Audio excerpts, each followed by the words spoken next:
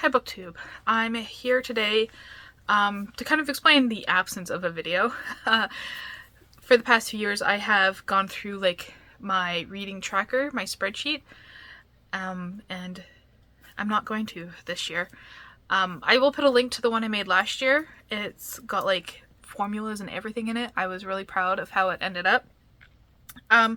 But I'm not tracking my reading this year. So let's go back to the beginning. Why did I start tracking my reading to begin with?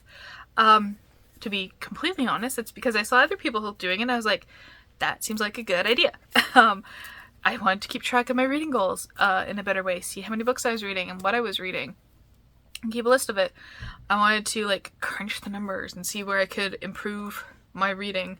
I was looking at it from a totally like practical approach. Eventually became to make sure that I was reading more diversely. Because we could say all the time that we want to read diversely and even feel like we're reading diversely, but if the actual numbers don't show that you're doing it, then you're not following through, right? You're not actually reading diversely. I've noticed that on some videos that people are like, yeah, I'm reading diversely, and then at the end of the year, wait, I only read like 3 books that weren't by like white authors. I'm just like, you gotta keep track of these things, right? So that's, I tracked to make sure that what I was saying and what I was feeling I was doing was actually matching up to the actual numbers, to what I was actually doing. So it kept me from being performative in social justice and made me more active in social justice. I like the data too. I like spreadsheets. They're really fun. I just like seeing the numbers. I love organizing. I love, learning about spreadsheets. So that, was why I kept going.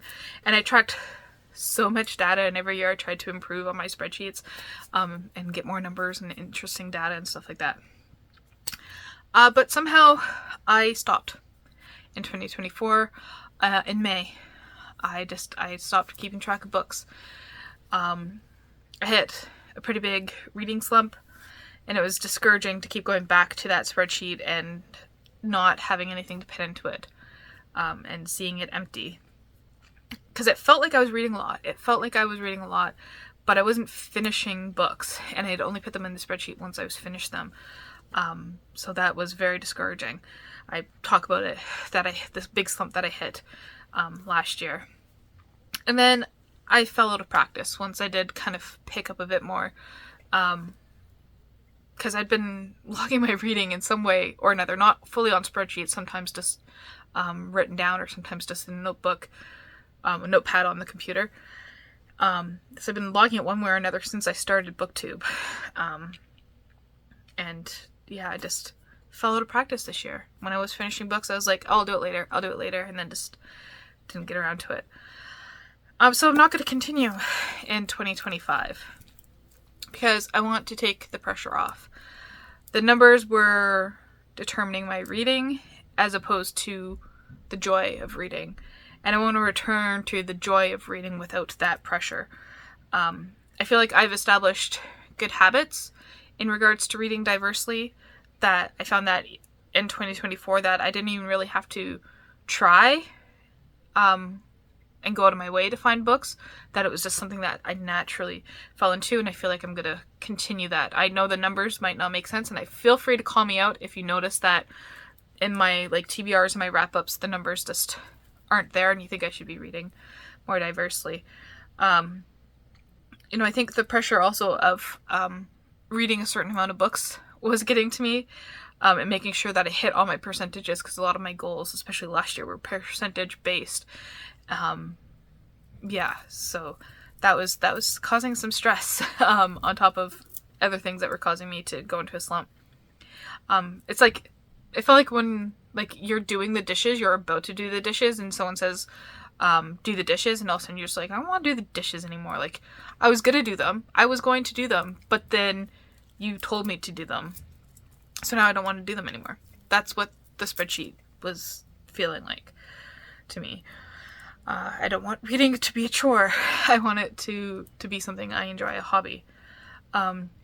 So, some benefits of not tracking anymore. I'm hoping overall that it will alleviate the stress that I was putting on myself when it came to reading.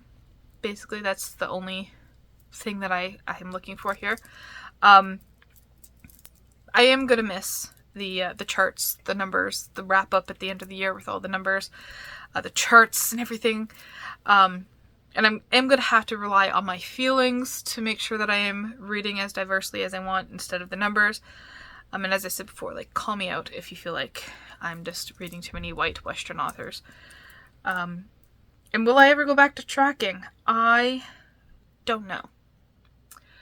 It's something, because it is something I enjoy, but I want to see how this year goes without it, and just go from there.